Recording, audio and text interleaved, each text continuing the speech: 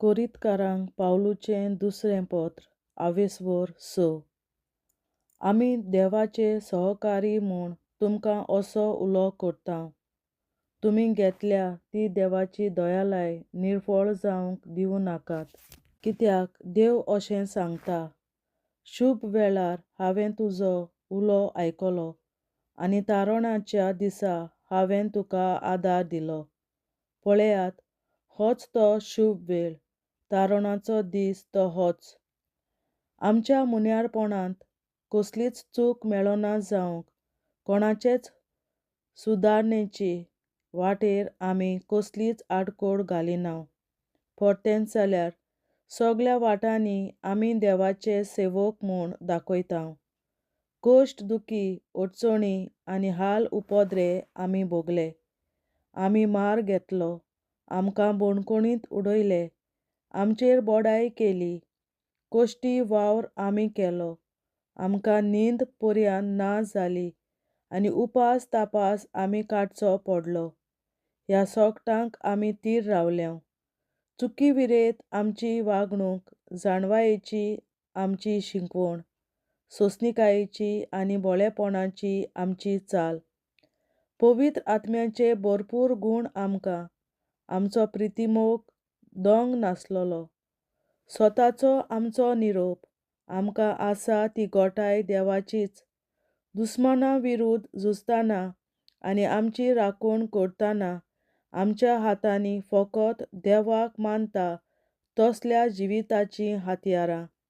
दर दिसाच्या आमच्या जिवितांत आमकां मेळटात मान आनी बेमान. कोण कोण आमची निंदा करतात आनी कोण कोण आमकां वाखाणटात. आमी सोत तें परगट्टांव, तरी आमकां फटींग कशे लेखतात. सगलो लोक आमकां वळखता, तरी आमी कोण न्हय आसलोले परी आमकां धरतात. आमी मरपाचेच, तरी हे पळय आमी जिवेच आसां.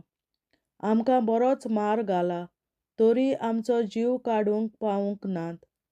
कोंती दुखींत बुडलोले आसता आमी सदांच संतोशी. आमी खरेंच गरीब, तरी दुसरे वाटेन आमी पुश्कळ जाणांक ग्रेस्त करीत आसां. जगांत आमकां कांयच ना खरें, तरी सगलो संवसार आमचो. मोगाची शिटकावणी. कोरीतकारांनो, तुमचे कोडे आमी उक्तेपणी उलयल्या. आमचें कालीस तुमकां सारकेंच उक्तें केलां. मोग उणो जाला जाल्यार तो आमचे वाटेन न्हय, तो तुमचेच वाटेन उणो जाला जायत. तुमी म्हजीं भुरगीं जाल्ले परी अशें तुमकां सांगता. मोग मोगान फारीक करूंक तुमचीं काळजां म्हाका सारकीं उक्तीं करात. ओन भावार्थ्यां कोडे फावो न्हय तसलो संबंद जोडूं नाकात. प्रमाणीकपण आनी खोटेपण कशीं म्हूण वांगडी जावंक शकतात. उजवाड आनी काळोख हांचे मदें कसलें भागीदारपण आसूं येत.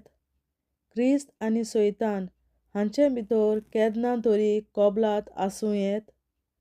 भावार्थ आसलोल्या आनी भावार्थ नासलोल्या मदें कसलें भागीदारपण घडूंक जाता.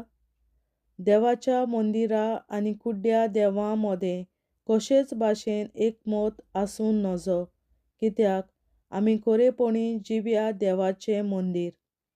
तर देवान अशें म्हणलां, तांचे मदें म्हजें तिकाण करतलों आनी तांचे मदें जियेतलों. हांव जातलों तांचो देव आनी तीं जातलीं म्हजीं परजां. त्या पासत म्हणटा सर्वेस्पर, तांचे मदलीं भायर सरात आनी मेकळीं रावात.